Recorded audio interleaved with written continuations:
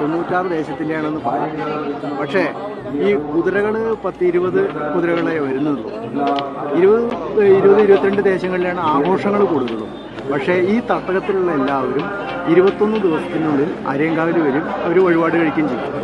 പിന്നെ ഇവിടുത്തെ പ്രധാന വഴിപാടെന്ന് വെച്ചിട്ടുണ്ടെങ്കിൽ ഈ മീനമാസത്തിൽ 21 ദിവസം നാടകക്കളി പറഞ്ഞ വഴിപാടില്ല. അത് കൂത്തുമാടത്തിൽ പുലവര് ചെയ്യുന്ന വഴിപാടാണ്. അത് അധികം ക്ഷേത്രങ്ങളിലില്ല, അരയങ്കാവിലുണ്ട്. പിന്നെ പറയാന്ന് വെച്ചാൽ കളമെഴുതിപ്പാട്ട്, അത് എല്ലാ ദിവസവും വേണമെങ്കിൽ ഇവിടെ കഴിക്കാം. പക്ഷേ മീനമാസത്തിൽ എല്ലാ ദിവസവും ബുക്കിംഗ് ആണ്. അതിനും ചരിത്രപരമായിട്ട് ഒരുപാട് ഐതിഹ്യങ്ങളുണ്ട്.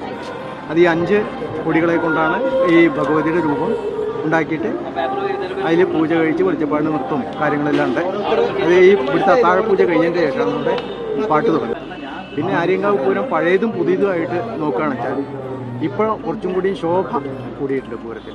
പണ്ട് ആര്യങ്കാവ് പൂരം എന്ന് പറയുമ്പോൾ ഈ കച്ചവടവും പാവക്കൂത്തുമാണ് പ്രധാന, നമ്മുടെയൊക്കെ കുട്ടിക്കാലത്ത് അതുണ്ടായിരുന്നത്. പിന്നെ എല്ലാ ക്ഷേത്രങ്ങളിലും ഈ സന്ധ്യ ആകുമ്പോൾ ഇവിടെ ദീപാരാധന എന്ന് പറഞ്ഞ പരിപാടിയില്ല. ഇവിടെ അത്താഴപൂജയോട് കൂടിയിട്ടുള്ള ഒരു ദീപാരാധനയുള്ളൂ. പിന്നെ എല്ലാ ക്ഷേത്രങ്ങളിലും ഉപദേവങ്ങളുണ്ടാവും. ഈ ആര്യങ്കാവിനെ സംബന്ധിച്ചിടത്തോളം ഉപദേവങ്ങളില്ല, ആര്യങ്കാവിലമ്മ മാത്രമേ ഉള്ളൂ. അതുമാതിരി എല്ലാ ദിവസവും ഗണപതി ഹോമം നടക്കുന്നില്ല. ഇവിടെ തന്ത്രിയുടെ സാന്നിധ്യത്തിൽ തന്ത്രി വരുമ്പോൾ ഇപ്പോൾ ഗണപതി ഹോമം നടക്കുന്നുണ്ട്.